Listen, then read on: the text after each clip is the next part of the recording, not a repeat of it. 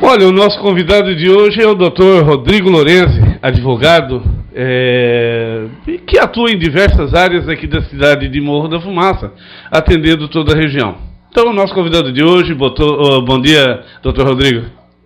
Bom dia. Então, a gente está aqui para abranger um pouco mais a nossa experiência, né? Para conseguir colocar também algumas informações sobre o nosso escritório, sobre quem faz parte do nosso escritório. Então, hoje, aqui em entrevista com o Beto, a gente vai estar falando sobre alguns tópicos. Dr. Rodrigo, uma pergunta que é básica aqui, até para nós deixar nos registros do nosso portal, da nossa web rádio. Quem é Rodrigo Lorenzi? Muito bem. Advogado desde 2010, atuante na área do direito desde 2005. Trabalhei na primeira civil de Criciúma, tanto no cartório quanto no gabinete do juiz. Trabalhei também com os gabinetes da terceira civil e na segunda criminal com os juízes. Desde 2007 venho trabalhando com o Carlos no Lourenço Advogados, que é meu irmão.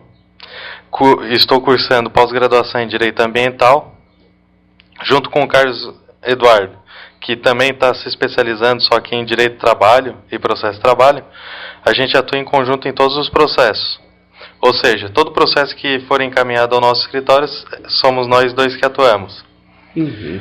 Mais especificamente, o Carlos ele trabalha em inventários, aposentadorias, reclamações trabalhistas, benefícios do governo, entre outros.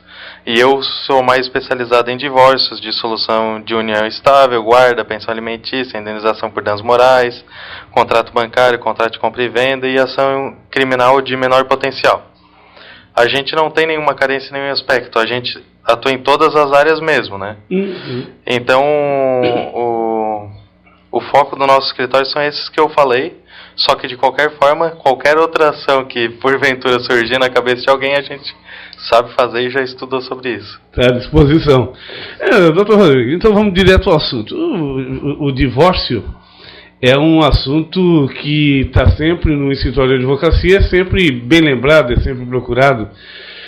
Qual a importância na hora do divórcio? O que é o divórcio? Como é que funciona o divórcio? E qual a importância de um advogado nesse momento? Então, Beto, atualmente só existe o divórcio. Antigamente tinha a separação também, que era uma forma de meio que garantir a família, a permanência da família no estado que estava anteriormente à separação de fato. Aí o que acontecia? A pessoa se separava, tinha que fazer um processo de separação, depois que se separava de fato, que saía da casa, tinha que fazer um processo de separação judicial, permanecer com ele durante 2 anos no judiciário para depois conseguir fazer o divórcio. E assim rescindir qualquer vínculo jurídico entre as duas partes. Porque quando tu casa, tu cria um contrato. Uhum. E nesse contrato diz que os dois têm um vínculo jurídico e que tudo que eles adquirem são deles. Uhum. Então tem que ser separado isso. Tem que ser dividido para conseguir separar as responsabilidades. Por quê? Quando se casa, se divide tanto os bens adquiridos, que são veículos, casas, essas coisas, assim como as dívidas. Uhum. Então tem que estar bem ciente disso. E a partir do momento em que a pessoa se separa, isso continua correndo. Tem que fazer o divórcio lá no juiz para conseguir fazer com que aconteça. Só que atualmente, não faz nem 2 anos, começou a se dar a possibilidade de fazer em cartório. Essa é a grande novidade também no divórcio e na dissolução de união estável, para quem só mora junto. Quem não tiver filhos e estiver de acordo no divórcio ou na dissolução, pode simplesmente ir no escritório de advocacia e, ao invés de ficar 6 meses, 1 ano, 1 ano e meio, em 15 dias está resolvido. Uhum. É só fazer o termo de partilha, o advogado faz tudo isso, né? Uhum. Consegue a colheita da assinatura das partes no próprio cartório. E em 15 dias já está tudo preparado e tudo averbado nos documentos. O que é separação e comunhão de bens? Muito bem. Tem várias formas de casamento. A primeira forma de casamento, que é a mais simples, é a separação total de bens. A separação total de bens da pessoa, a partir do momento em que casa, que daí seria o casamento com separação total de bens. A pessoa casa, o que ela tinha antes e o que elas vão adquirir, se ficar no nome de só uma pessoa, será dessa pessoa. Para que seja das duas pessoas, teria que colocar no nome das duas pessoas, porque a separação é total. Então os bens não se comunicam. Assim como as dívidas. Se alguém adquirir alguma dívida em seu nome, a outra pessoa, quando separar, não vai ser obrigada a pagar. É assim que funciona a separação total de bens. Depois disso aí, vem a separação parcial de bens, que daí seria o que se enquadraria na parte da união estável também, que é o pessoal que vai morar junto. O que seria isso? Seria o quê? A partir do momento em que tu se une, começa a correr como se fosse uma comunhão universal. Só que antes é uma separação total. Ou seja, antes de se unir, tudo que é de cada um não vai se comunicar na divisão dos bens. Sim. Ou seja, se eu tiver uma casa e houver a união estável essa semana, a casa que eu tinha anteriormente não vai ser dividida. Quando houver o nosso divórcio ou separação ou dissolução, não vai ser dividida. O que ocorre? Mas se eu comprar daqui uma semana um carro, depois que eu tô junto com a pessoa, esse carro vai ser dividido. Aí vai ser metade para cada um. Não se esquecendo que só se divide em bens que estão pagos. Os bens que não foram pagos, tá? A pessoa que quiser assumir a dívida vai comprar metade do que já foi pago dessa dívida. Que, por exemplo, se tem um carro de 30 mil e já foram pagos 2, ele vai ter que pagar R$1.000 para outra pessoa e assumir o resto da dívida. Porque não tem como tu ficar com um bem e obrigar outra pessoa a pagar. Entendeu? Existe essa confusão, que a pessoa acha que tem direito dos bens que ainda não foram pagos. Não, tu tem direito à parte que foi paga dos bens que ainda não foram pagos. Doutor Rodrigo, aquelas pessoas que querem se divorciar, se separar legalmente, porque muitos precisam, ou de repente querem buscar um outro casamento, mas se encontram sem dinheiro para contratar um profissional da área para fazer o divórcio, como é que ela deve proceder? Então, as pessoas que têm baixa renda, anteriormente tinha a opção de utilizar dos recursos do governo, o que está ficando meio complicado, vamos dizer assim. Por quê? Antigamente, há pouco tempo atrás, na verdade, né, a OAB tinha um convênio com o governo, e por meio da OAB, os advogados que são considerados advogados do Estado eram contratados pela OAB, prestavam serviços e eram pagos pela mesma. O que ocorreu foi o seguinte: os advogados não estavam sendo pagos, estava tendo um atraso de pelo menos 1 ano e meio, 2 anos para o pagamento, e começou a dar muito problema. Então, o governo, para evitar mais conflito, a OAB, para evitar mais conflito, os advogados, porque já não estavam recebendo, não na sua grande maioria, porque tem muita gente que queria que continuasse, é claro, né? Mas uma parte dessa organização decidiu que era melhor cessar os serviços e substituir por procuradores do Estado mesmo, pessoas que são concursadas e trabalham especificamente para os estados, aí dentro dos municípios, né, para fazer serviço. Então, hoje, esse tipo de serviço já não se tem mais. Tem alguns advogados que estão trabalhando assim, mas não se tem mais.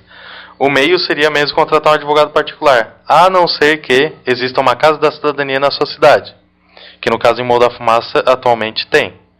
Se estiver de acordo, tá, com tudo certinho na partilha, não tiver discussão nenhuma, existe a possibilidade de fazer isso na Casa da Cidadania. Só que para isso teria que comprovar que não se tem a renda suficiente para custear um processo. Então não adianta, tá, a pessoa argumentar: eu não tenho dinheiro para me divorciar, mas ir lá e fazer uma divisão de um bem de R$100.000. Ter uma casa no valor de R$100.000, porque hoje em Morro da Fumaça qualquer terreno está valendo nessa faixa, com uma casa em cima. O terreno mais baratinho é R$50.000, com uma casa de R$50.000 é R$100.000. Então seria difícil tu conseguir argumentar que tu não tem renda, porque um dos requisitos para tu conseguir seria fazer mostrar uma certidão dos imóveis que tu tem no seu nome, assim como a sua renda. Entendeu? Então é muito complicado. A pessoa tem que ter uma baixa renda mesmo. Então, se for só realmente para conseguir desvincular o nome e conseguir ter na sua certidão o divórcio, você consegue. Agora, se tiver bens para dividir, já vai começar a ficar complicado.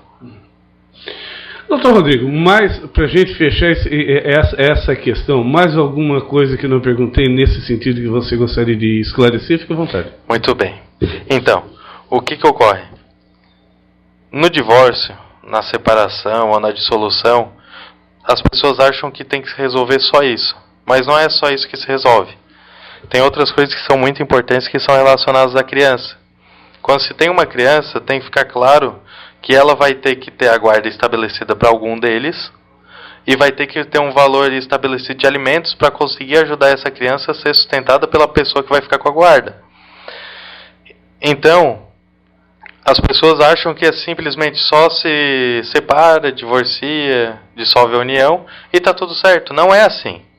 Porque tem o interesse da criança. E está na lei que se não ajudar a criança, não for visitar a criança, isso se considera abandono moral. E pode gerar uma ação de danos morais. Então tem que ficar bem ciente disso, que tu não pode simplesmente abandonar e esquecer.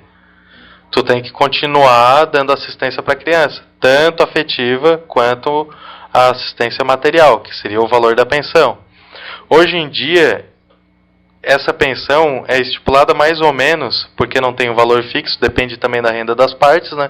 Mas é mais ou menos baseado em 20 a 30% dos rendimentos da pessoa, para cada filho. Então, se tiver 5 filhos, já vai ficar sem salário. Então tem que tomar cuidado também nessa parte. O juiz já faz de uma forma para desestimular que a pessoa fique tendo filhos fora do casamento e não crie eles. Porque eles precisam ter cuidados e precisam ter um mínimo de cuidados. Então tem que tomar muito cuidado em relação a isso. E, em caso de não pagamento da pensão, no valor de 3 meses, no prazo de 3 meses, na verdade, né? Se não for pago, existe a possibilidade da pessoa que está com a guarda da criança pedir uma prisão. Por que pedir prisão? A prisão por dívida é a única permitida em alimentos. Ou seja, quando uma pessoa parar de pagar os alimentos, ela vai estar correndo o risco de ser presa daqui 3 meses. Ah, e vai ficar preso o resto da vida? Não, vai ficar preso por 1 mês e essa dívida vai se tornar um título, como se fosse um cheque, e a pessoa vai poder correr atrás dos bens, de carro, de moto, bloquear a conta bancária, bloquear a conta salário, vai realmente trancar toda a vida da pessoa. E depois que foi preso, ficou 1 mês, sair, se atrasar mais 3 meses, pode pedir a prisão de novo. E fica preso mais 1 mês. E vai assim até a pessoa aprender a pagar direito. Então é isso que ocorre. Em relação à guarda, tá? Tem que tomar um cuidado que sempre quando se dissolve uma união, se divorcia ou separa, a pessoa tem que pensar na criança. Não pode colocar a criança contra o outro genitor, assim como não pode fazer qualquer coisa que deixe a criança confusa. Por que isso? Porque também não é correto, mas além disso, saiu uma legislação específica para tratar disso e é tratado como crime. Tá? O que pode dar como consequência para a pessoa é que ela pode ficar presa até 1 mês também, tá? Considerando assim no mínimo, só para dar uma ciência para a pessoa, mas é considerado um crime de menor potencial, então vai de 6 meses a 1 ano, tá? Mas pode ser que fique preso só 1 mês, alguma coisa, dependendo da forma que recorrer, mas a verdade é que pode ficar preso a mais ou menos uns 6 meses, porque simplesmente induziu a criança a pensar alguma coisa que não era a realidade. Então tem que tomar muito cuidado nisso, além do fato que pode perder a guarda e nunca mais ver a criança na vida. Tá? Então são riscos que se correm a partir do momento que tu quer colocar uma criança contra um outro genitor, ou contra algum outro ente da família. Isso não vale só para quem é pai ou mãe. Se for um avô fazendo isso, ocorre a mesma coisa. É crime igual, então tem que tomar cuidado. Muito bem, estamos conversando com o Dr. Rodrigo Lorenzi, advogado aqui da cidade de Morro da Fumaça, que atua na região. Olha, esse programa ele vai ao ar de segunda a quinta-feira, sempre às 7h30 da manhã. Programa MF Sua Entrevista. aqui com esse locutor Beto Madeira. Doutor Rodrigo, um dos problemas que todos nós enfrentamos aí de uma forma geral é em relação à compra e venda de veículos alienados. Quais as orientações, quais os principais problemas e as orientações que você nos deixa? Com relação a veículo alienado, pelo menos uma vez por semana no escritório aparece alguém com algum problema relativo a isso. Tá? E é sempre problema, não é solução. Então a minha primeira observação, primeira recomendação é não compre veículo alienado ou financiado. Não faça isso. Existem os meios corretos para se adquirir um bem. Quais seriam os meios corretos? Tu vai junto à pessoa e pergunta: você realmente quer vender este bem? Qual é o valor que você quer vender este bem? Aí a pessoa vai falar assim: ah não, eu quero que você assuma, simplesmente assuma o meu contrato. Legal, para assumir o contrato tu tem que pegar a cópia desse contrato, ir na instituição financeira em que foi financiado e alienado, informar a instituição financeira, ela vai ter que aprovar o seu crédito, da mesma forma que aprovou de quem comprou, e depois disso daí ele vai te dar a possibilidade de fazer uma cessão de direitos, no qual você irá assumir toda a dívida. Após isto feito, o veículo poderá ser realmente transferido de uma pessoa para outra. Por quê? O veículo, quando ele é comprado e financiado, quem paga o veículo é o banco. E você está pagando para o banco um empréstimo que você fez, que o banco deu o dinheiro inteiro e depois tu ficou pagando o valor do empréstimo. Se você deixar de pagar, o banco no contrato colocou lá: o bem como garantia real é o veículo. Ou seja, com esse empréstimo, o seu carro, que é o próprio carro do banco, na verdade, que ele que pagou, vai ficar como garantia da dívida. E se tu deixar de pagar o empréstimo, que seria o financiamento no caso, né, eles vão pegar o carro e vão vender o carro. E depois de vender o carro, o empréstimo, se houver um saldo residual, você terá que pagar. Então essa parte é muito importante. Entregar o carro não quita dívida. Só quita dívida se o banco disser que quita a dívida. Se eles tiverem um contrato lá na hora de entrega do bem e disserem assim: na entrega deste bem damos a quitação geral. Se tiver quitação geral, quitação total, tudo bem, pode entregar o veículo, seu problema de financiamento acabou. Só que o que você pagou anteriormente não tem mais retorno, não vai mais conseguir receber. E o veículo não vai ficar com a pessoa. E vai ser entregue para o banco, o contrato vai ser rescindido. No caso de venda, a partir do momento que uma pessoa pega um carro que é do banco e foi vendido por um terceiro que disse que pagaria para o banco e deu como garantia real, isso seria uma classificação, seria classificado por alguns delegados, ou até por todos os delegados, talvez alguns não tenham o mesmo entendimento, como estelionato. Ou seja, é entregar algo para uma pessoa que não é seu e adquirir valores com isso. Ou seja, entregar para uma pessoa algo que não é seu, porque o veículo é do banco, não é seu.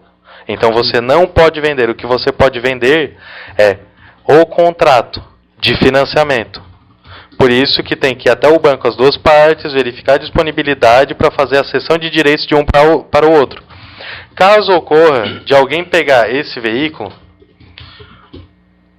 e a parte originária não pagar o contrato e essa outra pessoa que pegou não pagar o contrato, o banco vai atrás de quem financiou e não vai querer saber para quem foi vendido. Vai fazer busca e apreensão do bem, vai penhorar os bens que tem no seu nome, vai bloquear a conta bancária, vai ficar negativado durante 5 anos, vai a protesto, vai ter inúmeras incomodações.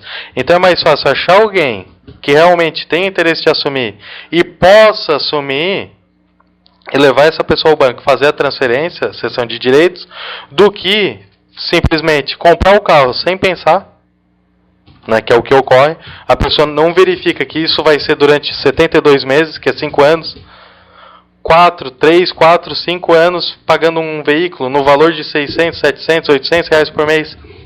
Isso é muito dinheiro. É muito dinheiro. Como que a pessoa vai conseguir se manter se der um problema de doença, se der um problema for demitido? O contrato não garante o desemprego. O contrato não vai te garantir quando tu tiver em doença tu não vai precisar pagar. Tu vai ter que pagar rigorosamente, criteriosamente, senão vai correr muitos juros. E tem uma cláusula lá dentro do contrato que diz alienação fiduciária.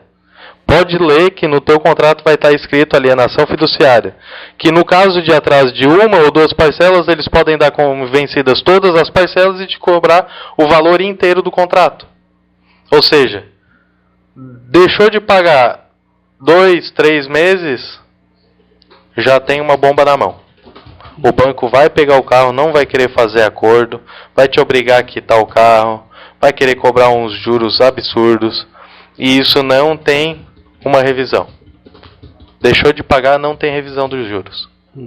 Tu pode até negociar o contrato, baixar um pouco de taxa, alguma coisa de administração, no início do contrato, se tiver tudo pago, ou depois de ter quitado o contrato.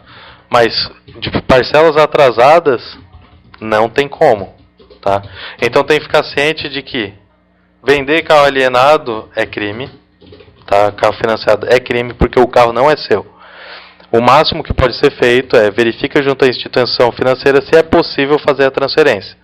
Se não for, eu não recomendo que seja feito, porque dá muito problema. É muito problema. A pessoa não sabe o que fazer, não sabe como conseguir de volta. Ah, mas eu vou querer fazer uma busca e apreensão. Só se faz busca e apreensão o titular do direito sobre a propriedade, ou seja, o banco. Se o banco quiser fazer a busca e apreensão, ele faz, não a pessoa que financiou. Então não vai conseguir pegar o veículo de volta a não ser que furte ele. Aí é outro crime. Além de vender um veículo que não é seu, que é estelionato, comete o crime de furto. Aí vai começando a acrescentar um crime com outro. Por quê? Porque queria se ver livre de uma dívida que não devia ter adquirido. Então tem que prestar bastante atenção antes de fazer um financiamento de veículo, comprar um veículo novo. Dr. Rodrigo, a pessoa que ela percebe, entende que comprou um veículo, por exemplo, e percebe que os juros estão além daquilo que deveria ser, como é que ela deve proceder? No contrato, na data em que se assina o contrato de financiamento, os juros estão lá. Tá? É obrigatório pela parte que está fornecendo, dando a possibilidade desse financiamento, explicar a taxa de juros e como ela funciona. E, ao mesmo tempo, eles já explicam qual é o valor da parcela e por quanto tempo será pago. Isso torna praticamente indiscutível, tá, a quantificação dos juros. É praticamente impossível.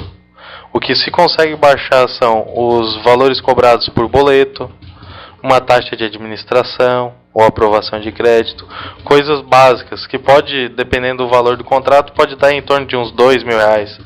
Mas isso não necessariamente faz o que acontecia antigamente. Existia um artigo, salvo engano, na Constituição Federal, é o artigo 20 ou 12, alguma coisa assim, que falava sobre a quantificação dos juros. E botava o teto máximo dele com 12% ao ano. Só que isso não vale mais, porque foi dado o entendimento que existe o pacta sunt servanda, que é o quê? É a relação entre as duas partes, é uma relação bilateral, e nessa relação bilateral é explicado claramente quanto de juros vai ser pago, e a outra parte aceita a quantidade de juros. Então não existe como tu discutir a quantidade de juros se você aceitou a quantidade de juros e não existe uma lei que proíba isso. Então hoje a revisão de contrato é praticamente inviável. A gente faz em alguns casos, dependendo da data do contrato, dependendo da situação da pessoa. A gente faz a negociação de dívida em caso de atraso, em caso de busca e apreensão, essas coisas assim. Mas a revisão de contrato já não é mais um procedimento habitual, não. Uhum. Isso já não faz parte mais, então, dessa questão de negociação de juros, então? Não existe. Não existe. Esse assunto, mais alguma informação sobre esse assunto, doutor? Não, só isso. Seria isso. Doutor Rodrigo, danos morais. Como é que se trabalha isso? O que é um dano moral? Dano moral é o reflexo psicológico de um ato causado por terceiro, que tem várias formas de acontecer. Três mais comuns são o que acontece também muito com os políticos, né? Que é o caso da calúnia, a difamação e a injúria. Acontece muito com o vizinho também, pessoal que se divorcia, tá? Porque a pessoa tem alguma rixa, algum problema com a outra e decide proferir xingamentos, dar um maltratamento ou alguma coisa do gênero. A calúnia, ela é considerada um tipo de ofensa no qual se configura tu acusar a pessoa de algum crime. Então chegar e falar, tu é um ladrão, ou alguma coisa dessa forma, dando uma conotação de que a pessoa cometeu algum crime. Por quê? Essa calúnia, que está no artigo 138 do Código Penal, ela foi criada para evitar que as pessoas sejam acusadas publicamente de alguma coisa que não aconteceu. Imagina a repercussão de alguém que foi acusado de ser um pedófilo, por exemplo. Tu é um pedófilo. Tu é um estuprador. Tu é um assassino. Esse tipo de implicação, as pessoas não querem nem saber se realmente foi processado, se a pessoa cometeu algum crime, alguma coisa. Tu falou, vai rotular a pessoa e vai gerar um dano imensurável. Então esse dano que gera para a pessoa de tratamento, o dano que gera para a pessoa um dano psicológico, esse dano ele se chama dano moral, que também se chama dano extrapatrimonial nos livros, né? Se for pesquisar alguma coisa na internet, é dano extrapatrimonial e dano moral. Vai achar bastante coisa em relação a isso. Além da calúnia, que é a forma de atacar uma pessoa acusando ela de crimes, que ela cometeu crimes, também tem a difamação.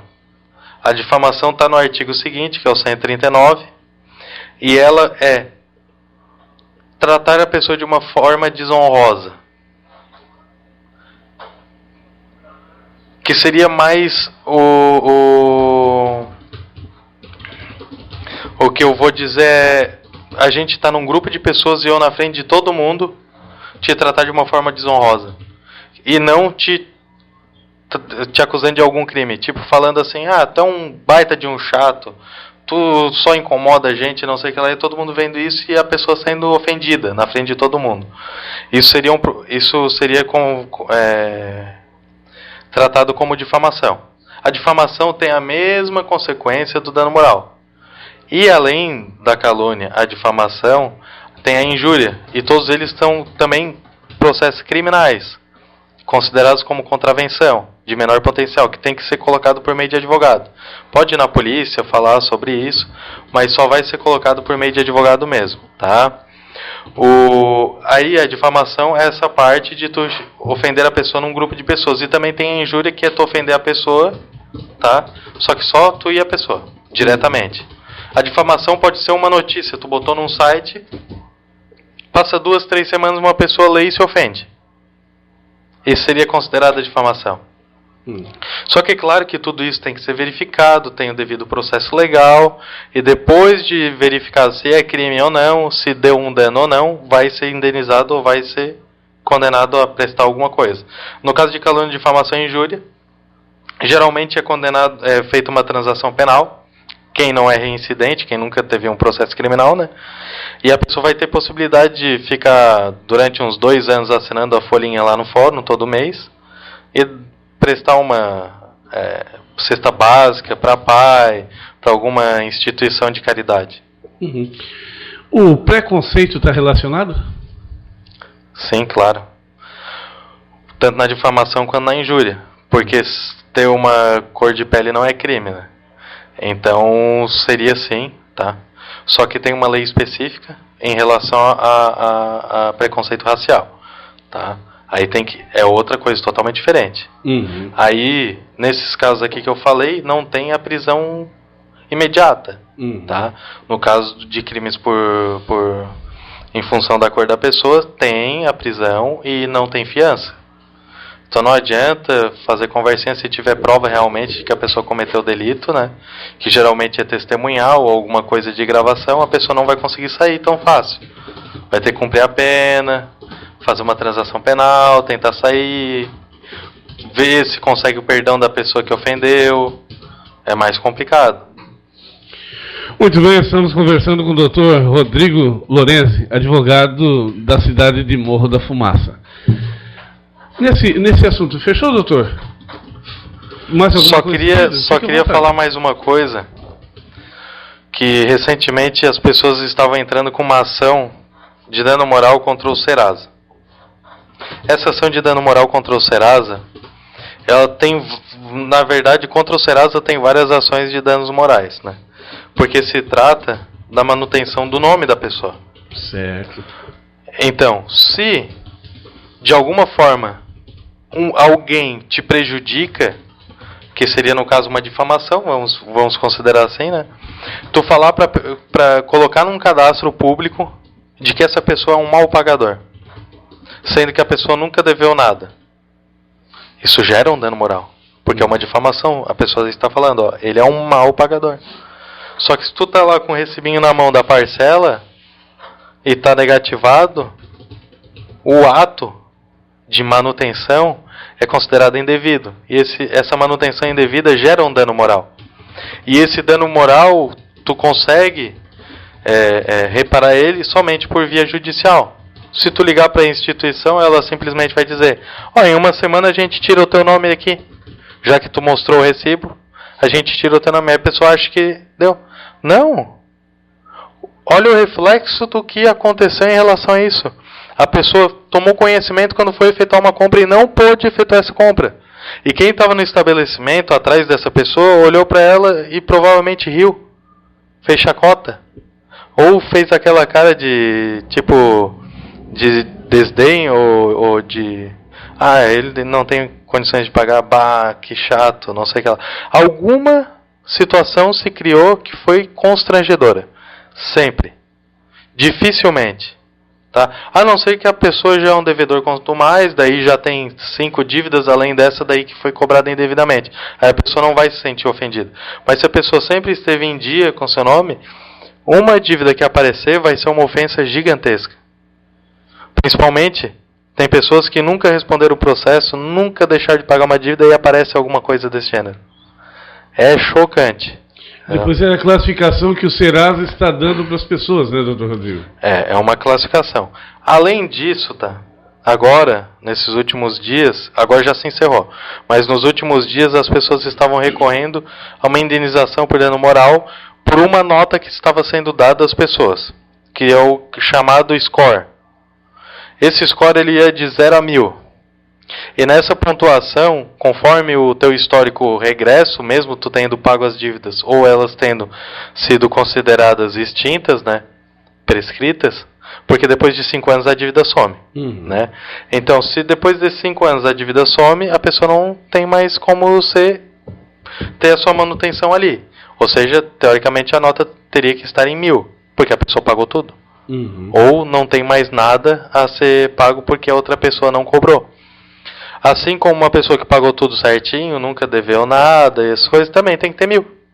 Assim como uma pessoa que estava devendo mês passado, pagou mês passado, agora está tudo certo lá, está limpo, tem que ter 1000. Porque se está pago, a pessoa não está devendo nada. Se não está devendo nada, não pode ser diferenciada. Essa é a parte principal. Só que o que ocorreu? Eles inventaram esse score para gerar reflexos. E para impedir que a pessoa tenha, por exemplo, um empréstimo. Muitas pessoas não tinham dívidas em nome, não tinham qualquer histórico anterior, mas tinham uma pontuação baixa, por exemplo, 800. A instituição financeira via essa pontuação e dizia assim, não, olha, agora a gente não vai poder estar aprovando teu crédito, porque verificando com o cadastro, a tua aprovação não foi possível. Mas como? Eu nunca devi nada, o meu salário é bom, eu tenho como pagar, como que eu não estou conseguindo? Infelizmente não vai ter como, tá? O cadastro não foi aprovado. Talvez o senhor retornando daqui 1 mês, 2 meses, 6 meses, a gente consiga fazer isso para o senhor. É isso que ocorria. A pessoa não sabia o porquê que não estava sendo aprovado, não tinha nenhuma explicação lógica. E a explicação lógica é essa pontuação. Eles criaram essa pontuação como se fosse uma lista negra. Isso estava vindo desde quando, doutor Rodrigo? Já tinha algum tempo, tá? Já tinha algum tempo. Porque na realidade estava se tendo um entendimento de que existia o cadastro negativo e o cadastro positivo, né? Certo. Só que para qualquer um dos cadastros tem que permitir que isso aconteça. No negativo, é claro que a partir do momento que tu deve, tu tá dando consequência a isso. Mas no positivo, tu teria que autorizar. Eu teria que autorizar o Serasa a me colocar o cadastro positivo para eu usar isso em benefício para mim. E não em prejuízo. Ou seja, eu quero o meu cadastro positivo, quero ter a pontuação ali para mostrar que eu sou um bom pagador.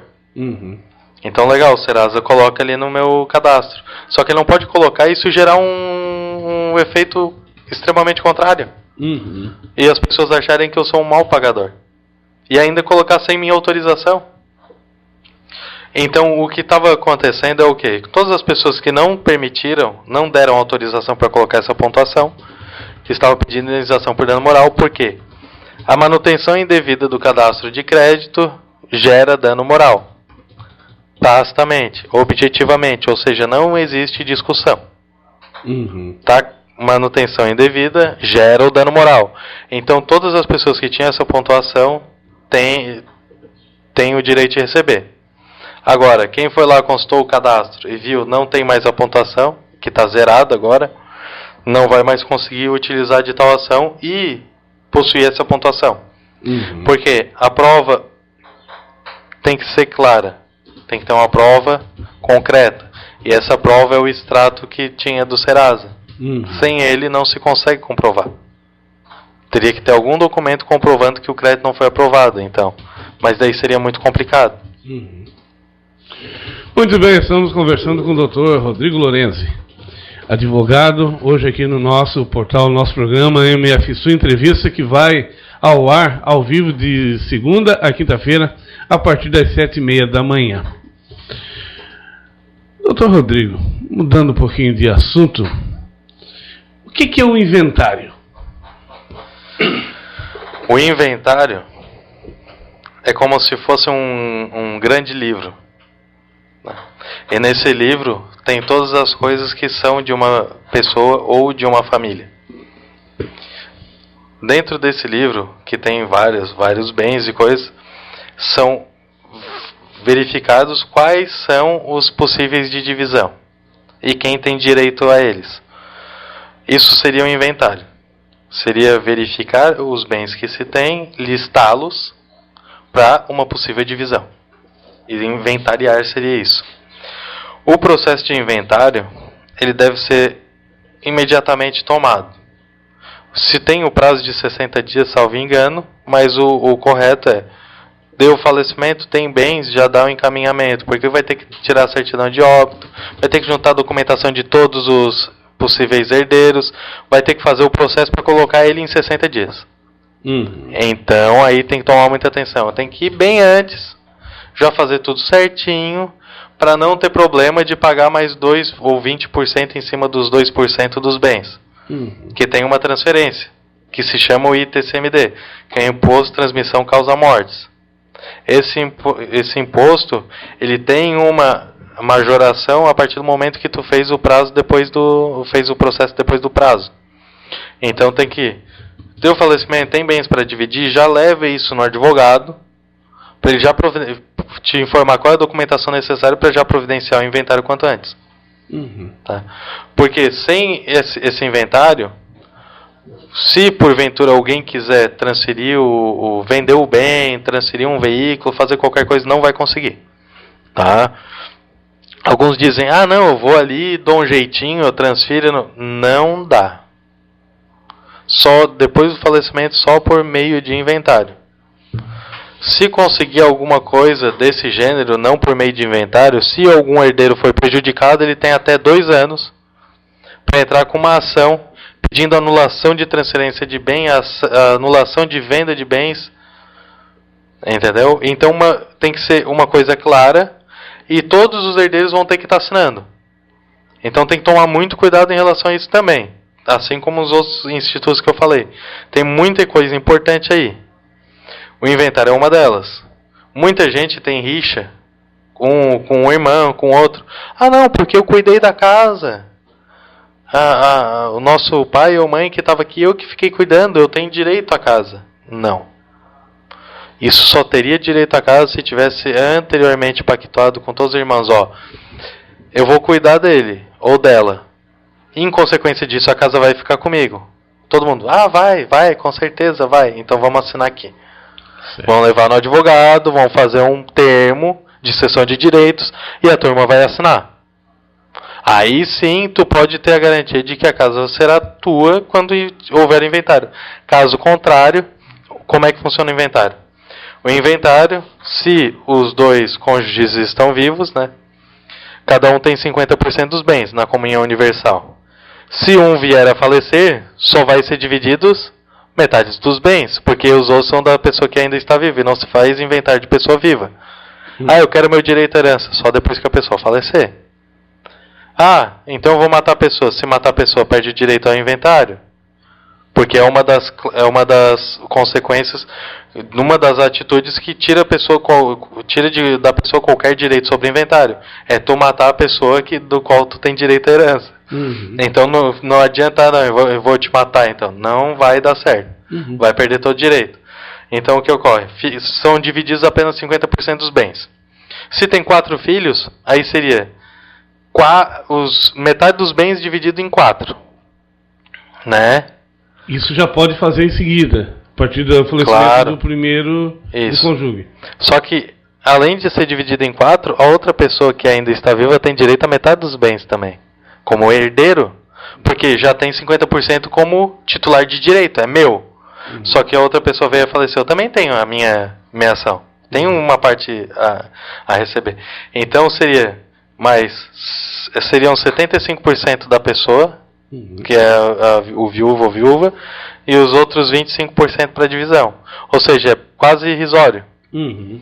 O que é muito feito é o inventário para os filhos, só é um inventário para os filhos a partir do momento que os 2 pais falecem. Certo. Quando só um falece, geralmente o pessoal assina um termo de cessão de direitos e passa tudo pro outro pai, ou outra mãe, para que a pessoa fique com os bens, tenha ainda uma assistência, possa fazer o que quiser, e tenha uma segurança para depois, se vier a falecer, poder transferir esses bens para os filhos. Em caso de pessoas muito ricas, né, que daí tem alguns casos aí, o 25% nesse total pode ser R$1 milhão. Então faz uma diferença muito grande. Então é claro que eles dificilmente vão querer abdicar disso, vão querer fazer um inventário para dividir essa porcentagem. Então depende muito. O que tem que se observar é o prazo. Depois se observar o prazo é a quantidade de bens que se tem para inventariar. Dos bens que tem para se inventariar, quem estão em cima dos bens, para verificar quem é que tem preferência, quem está em cima do bem. Tipo, eu quero adquirir esse daqui. Só que eu só tenho direito a 90% desse bem. Vai ter que pagar o resto para dividir com os outros. Certo. Entendeu? Então tem que verificar quem é que tem a preferência em cima dos bens. Se tem só uma propriedade, como que ela vai ser dividida, se ela vai ser vendida ou não. Então tem muita coisa para ser vista. Tem inventários que duram em torno de 10 a 20 anos. Tá? Que é bem comum aqui em Moda Fumaça, Criciúma e Uruçanga. Bem comum mesmo. Onde não há um acordo e não há um procedimento legal do assunto. Doutor Rodrigo,